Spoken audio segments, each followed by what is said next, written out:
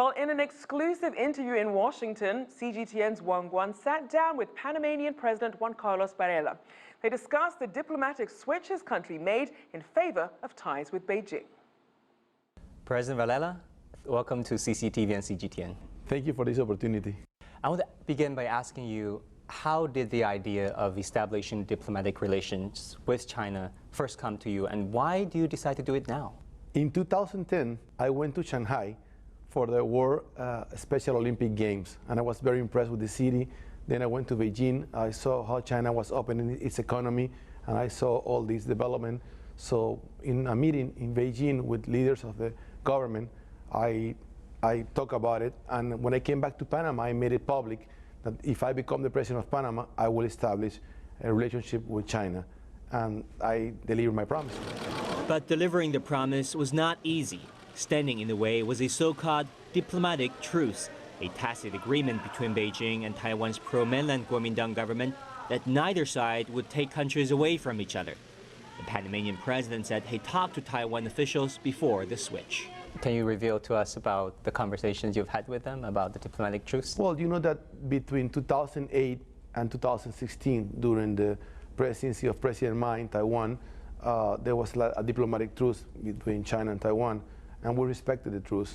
But we made clear to all the Taiwanese officials at the highest level that if the diplomatic truce was over, then we will establish diplomatic relations with China, and that's what we did. But on the other side of the Taiwan Strait, and the leader of Taiwan, Tsai Ing-wen, upon your announcement of the switch, issued a statement expressing anger and regret, saying that Taiwan will not compete with Beijing for quote-unquote checkbook diplomacy. Was that a fair and accurate characterization of what happened behind the scenes? I didn't ask anything to China. I just did the correct thing to do for my country, for our people, and for the future of a strong relationship with China and Panama. In your national television on the day of the announcement, you said you were convinced that the diplomatic switch is the correct path for Panama. Why is that? China is the largest population, has the largest population in the world, is the second largest economy, is the second main user of the Panama Canal, and the most important provider of the Colón Free Zone, because from Colón is a city in Panama.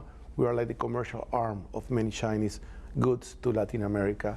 So and also the Chinese community in Panama is a strong community with a lot of tradition. And in 1800, the Chinese, like 700 Chinese came to Panama to help build the Panama Railroad in a ship. The name was Sea Witch, and it's a recognition to what the Chinese community have done in Panama too.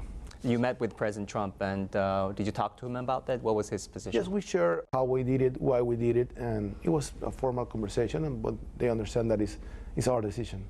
And was President Trump supportive of your own decision? Yes, it was our decision. I mean, the U.S.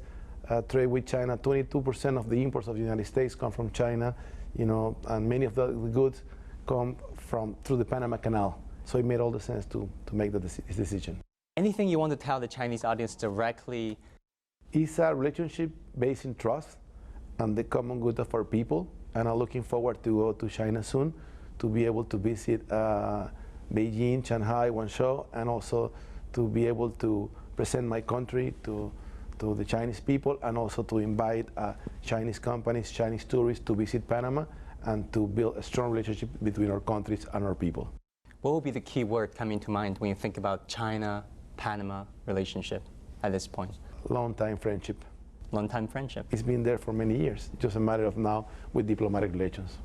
Thank you very much, President Thanks a lot. Thank you for this opportunity. Thanks for your time.